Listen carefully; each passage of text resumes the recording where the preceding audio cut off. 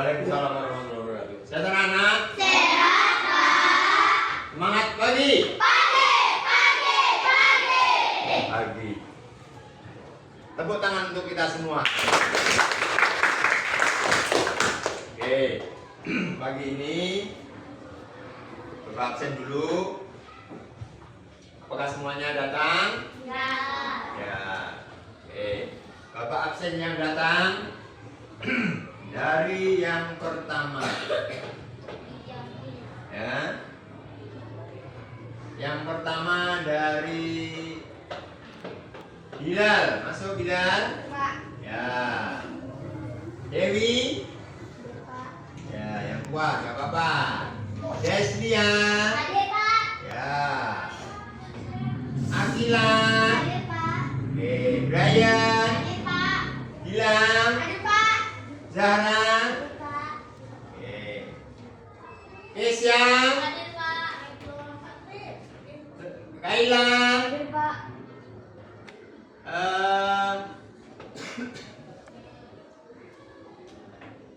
Dona?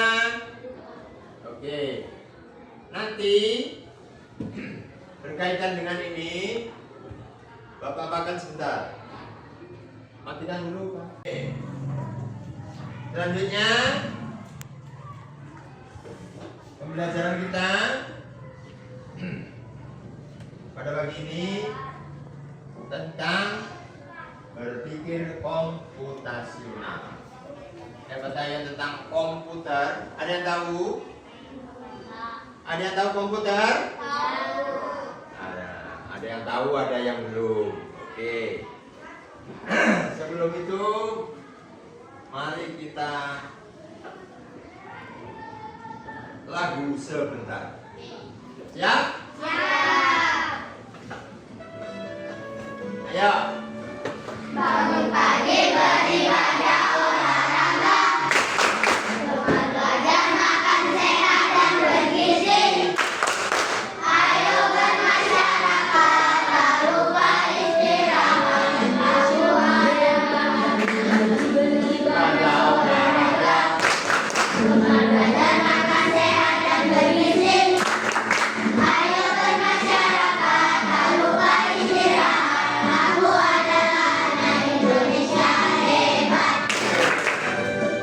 Oke, tepuk tangan untuk kita semua. Kalau sudah siap, kita perhatikan video tentang berpikir komputasional.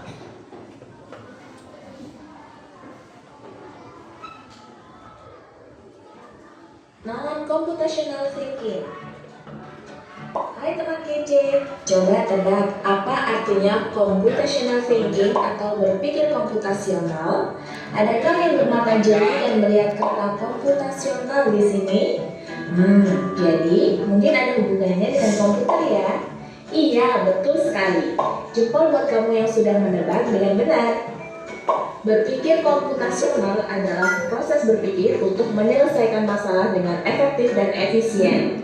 Dalam ilmu komputer, proses berpikir ini dilakukan sebelum mulai menulis coding atau pemrograman.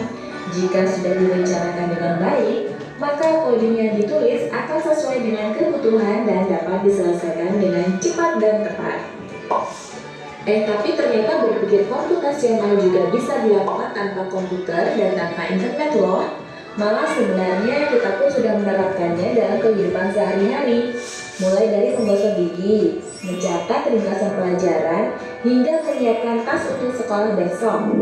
Wah, kalau kita sudah bisa menerapkannya setiap hari, berarti kita semua sudah mahir dong. Belum tentu.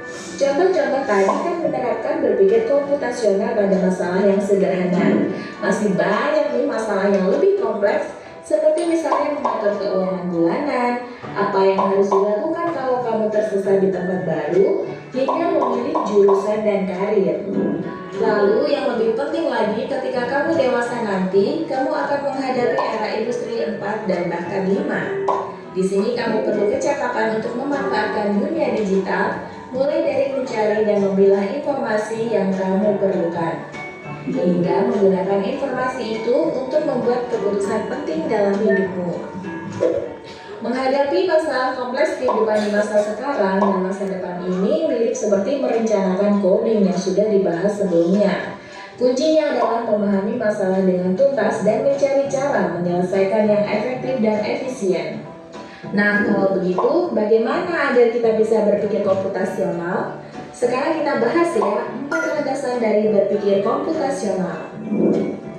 Yang pertama, dekomposisi. Dekomposisi artinya membagi masalah kompleks ke bagian yang lebih kecil agar mudah diselesaikan. Misalnya, kamu ditunjuk jadi ketua panitia lomba 17-an. Maka, untuk memudahkan pelaksanaan, kamu bisa menunjuk panitia bagian acara, konsumsi, publikasi, keamanan, dan lainnya. Yang kedua, pengenalan pola. Artinya mencari kesamaan dan pola di antara bagian-bagian masalah kompleks yang sudah dipecah. Misalnya, kamu hendak melipat dan menyimpan jemuran di rumah, maka kamu perlu bisa mengenali jemuran milik ayah, ibu, kamu, adik, dan milik bersama seperti spray, handuk, dan lainnya. Ini karena jemuran-jemuran itu perlu disimpan di tempat yang berbeda. Yang ketiga, abstraksi. Artinya fokus pada informasi yang penting saja, mengabaikan detail yang tidak diperlukan. Misalnya, kamu hendak menceritakan pengalamanmu berwisata ke luar kota. Tentunya kamu mengalami banyak hal, dari mulai berangkat di bus, berfoto bersama, makan di restoran, menginap di hotel, hingga perjalanan pulang. Tapi nggak mungkin kan kamu ceritakan semua kejadian dengan detail pada teman-temanmu. Pasti mereka bosan kalau kelamaan. Jadi kamu harus mencari beberapa kejadian yang menarik saja untuk diceritakan pada teman. Yang terakhir, algoritma. Artinya membuat langkah-langkah penyelesaian atau membuat aturan yang diikuti untuk menyelesaikan masalah. Misalnya, kamu diberi daftar belanja di supermarket oleh ibu. Ada minyak goreng, telur, roti, sayur, dan kopi. Lalu kamu harus buru-buru karena ibu sudah mau memasak dengan minyak goreng itu. Nah, kalau seperti ini, satu cara yang efisien misalnya mulai dengan mengambil barang yang paling dekat dari pintu masuk hingga terakhir yang paling dekat dengan kasir.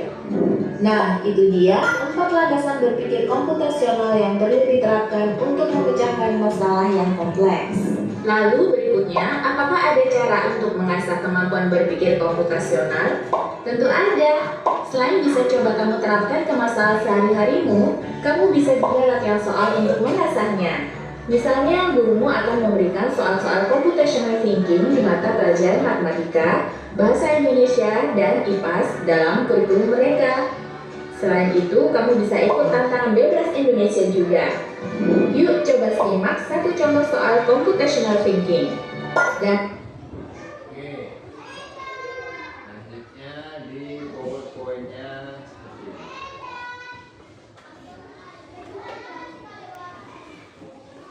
Nah, seperti tadi berpikir komputasional, yaitu bagaimana cara menyelesaikan masalah dengan cara yang logis dan sistematis.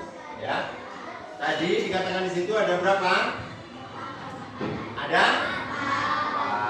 Yang pertama adalah dekomposisi, yaitu mencari masalah yang besar menjadi bagian yang kecil. Yang kedua yaitu pengenalan pola. Kan ada 4 itu ada 2. Yang kedua adalah polanya, mencari masalahnya itu yang sama.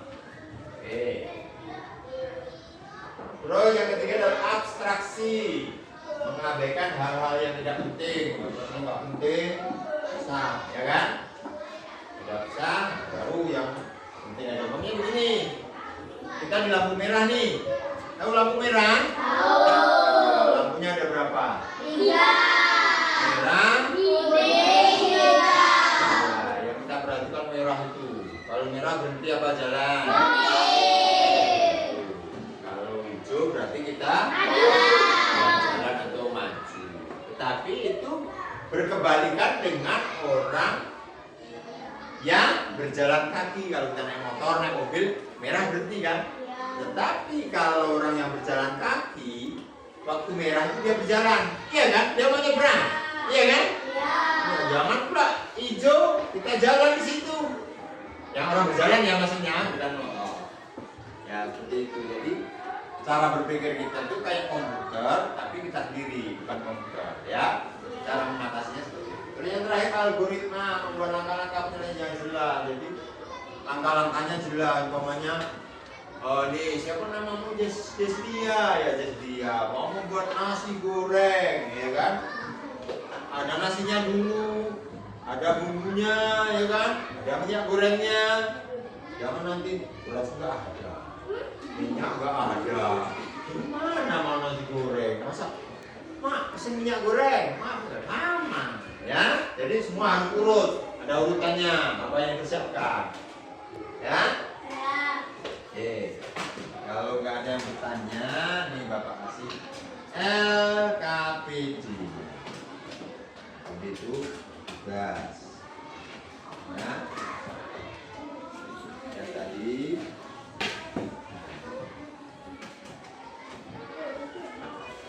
Nah. Oke. Nah, dibaca dulu, pahami.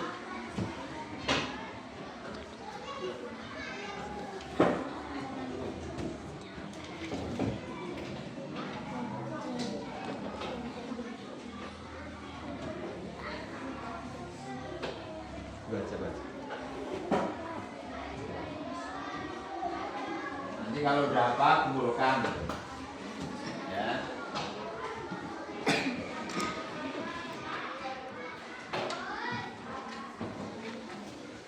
Ayo dekat, jangan jauh-jauh. Nah, bacanya dekat. Nah, gambarnya.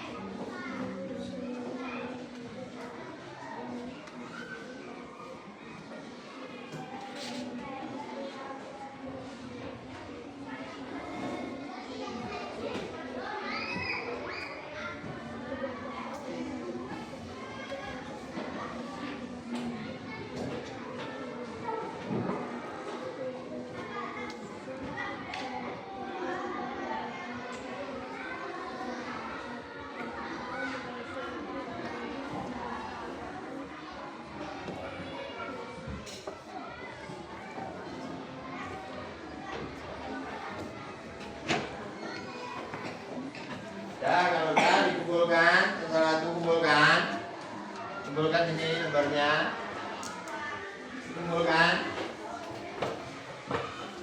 ya. Oke,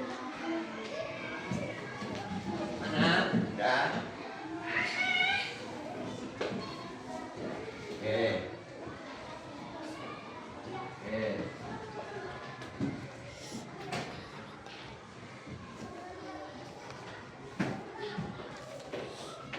Oke, perhatikan.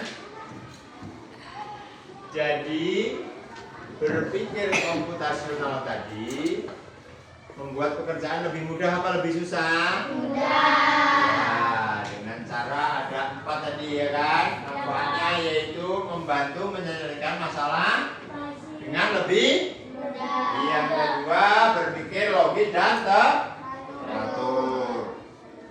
Selanjutnya membantu pemrograman dalam dan teknologi. Yang 4 terakhir membuat kita lebih kreatif dan ya, jadi kita memecahkan masalah itu gampang ya kan. Contoh berikutnya pendek-pendek enggak ya.